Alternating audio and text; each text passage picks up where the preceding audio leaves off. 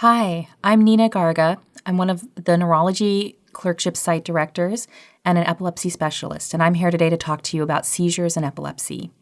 This is a series of lectures, and the first one that we're going to be doing today is about understanding seizures. The objectives for this module are to define a seizure, to recognize the manifestations of seizures, and understand basic seizure classification. Ideally, you can also make a differential diagnosis for paroxysmal neurological spells by the end of this lecture. So what is a seizure? Well, the definition of a seizure is a discrete event due to transient, hypersynchronous, abnormal electrical activity of brain networks. And the abnormal activity may involve the whole brain or a discrete region of the brain. The seizure itself is often referred to as the ictus. There are a lot of different systems of classification that have been developed over the years to classify different kinds of seizures, but the essential foundation is dichotomous, and it's based on the EEG pattern during different types of seizures. The two kinds of basic seizures are focal seizures, also known as partial seizures, which is a seizure that begins in a discrete area of the cortex and may spread or may not spread to other areas of the brain. In contrast, a generalized seizure is a seizure that begins broadly across the entire cortex. So what are the clinical signs of a seizure? Well, the description of the clinical manifestations of a seizure is called the semiology. And for any given patient, the symptoms or the semiology is stereotyped or the same for every seizure or just about every seizure. But between individuals, the semiology can be very different, even when the seizure begins in a very similar place. Generally, during a seizure, you expect to see positive symptoms as opposed to negative symptoms. And just the positive symptoms that you would see are specific to the cortical regions that are involved. So can you think of any examples of some clinical signs of a seizure? Well, for example, you can have focal motor jerking or clonic activity, which is a positive symptom, whereas a negative symptom would be weakness or paresis.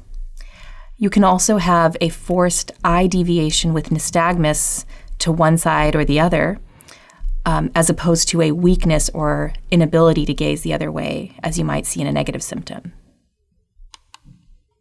Some symptoms are not apparent outwardly at all. And one of the most common symptoms that is not visualized by an observer is an aura. Now, an aura is actually a seizure. It's a focal seizure involving a very small area of the brain. And by definition, there's no outward manifestation as part of the aura. Auras are typically purely experiential symptoms that are generated by sensory, limbic, or other associative regions of the cortex. Can you think of some examples? Well, I can think of tingling, or a feeling of déjà vu, or jamais vu, which is a feeling of unfamiliarity, or derealization or depersonalization, where you feel out of your body like you're looking in. And it also can be something as simple as flashing lights or colored spots in a visual field. A seizure can spread and evolve when it begins focally. So a focal seizure can evolve and change during the course of the seizure. It can spread to adjacent tissue, or it can spread along circuits of seemingly distant areas. Typically, the pattern of symptom spread that you see would match the neuroanatomy as the seizure spreads electrically. One common example would be a temporal lobe seizure that might begin with an aura of déjà vu, and as the seizure spreads within the temporal lobe, there may be a behavioral arrest. And as it further spreads to the frontal lobe, you can see a gaze deviation due to the frontal eye field involvement. And eventually, as the entire hemisphere becomes involved, you can see a head deviation to the contralateral direction, as well as tonic activity and clonic activity of the contralateral side of the body. Another example could be a very basic one that you've probably learned before, a Jacksonian march. And that refers to the spread of a seizure down the homunculus of either the motor or the sensory cortex, where either focal clonic activity or tingling will gradually spread along the different structures. It may begin in the tongue and spread to the face, and then down the arm, and then all the way to the leg.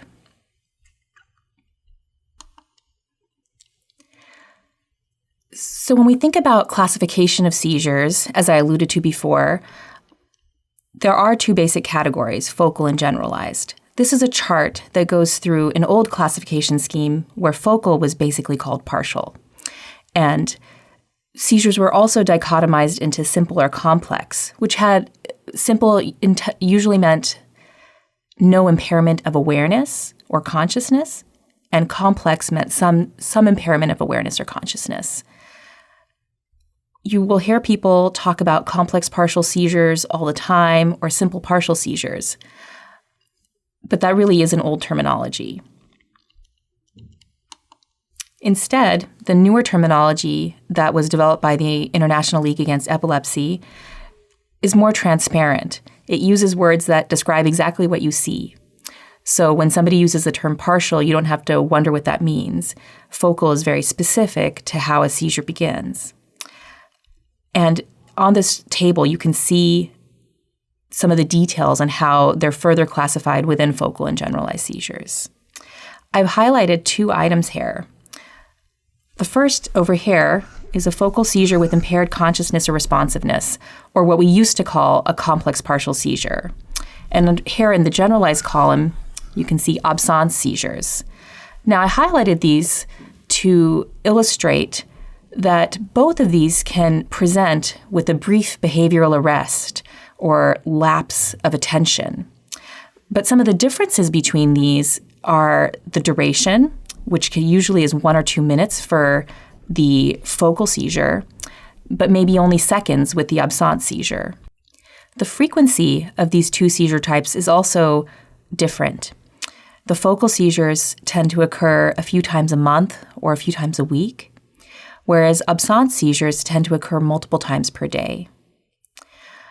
In addition, the most common age of onset for focal seizures is quite broad and can really occur at any age, whereas absence seizures have a very classic presentation in childhood. So asking questions to understand the seizure semiology can help you classify them.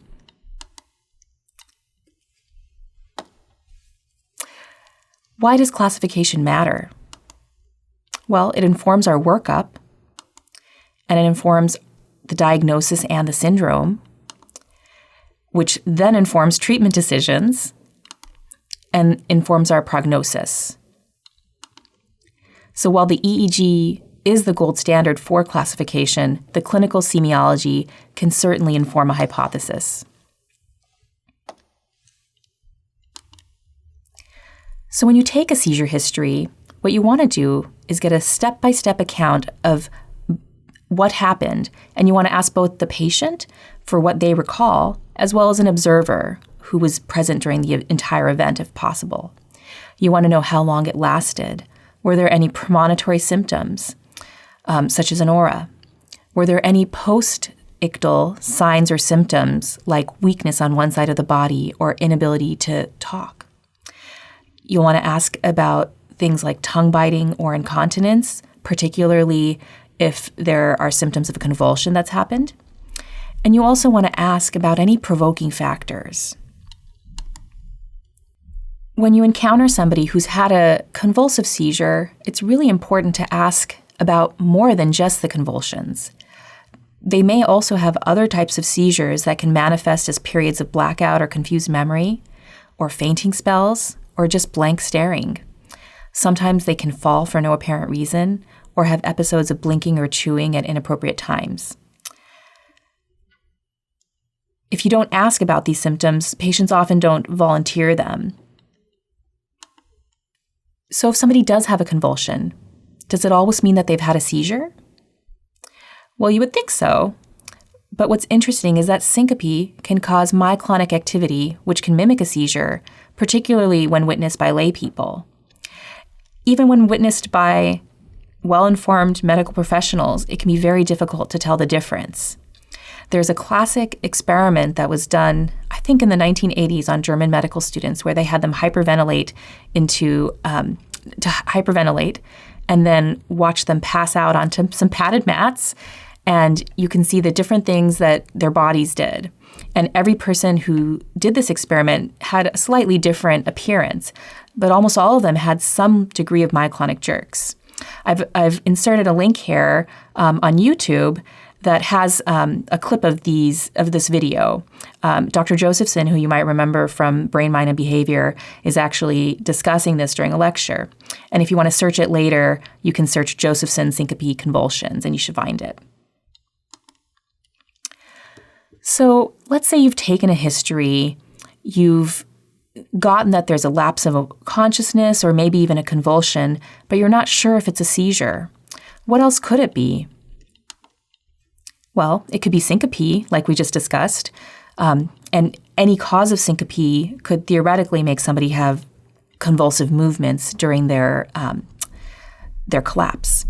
It can be cardiac generated, such as an arrhythmia. It can be due to hypovolemic conditions, or it can even be vasovagal syncope. There are several sleep disorders that can mimic focal or generalized seizures. Some of them are called REM behavior disorders or night terrors. Another possibility is psychogenic non-epileptic spells. This is actually a conversion disorder where people have convulsive movements without having the electrical activity on the brain that matches a seizure. And then finally, there are various movement disorders that can mimic a seizure, such as spinal myoclonus or certain types of tremor or asterixis.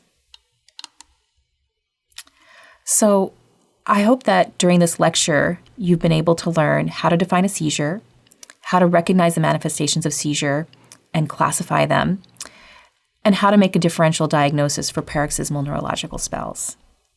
Thank you for your attention.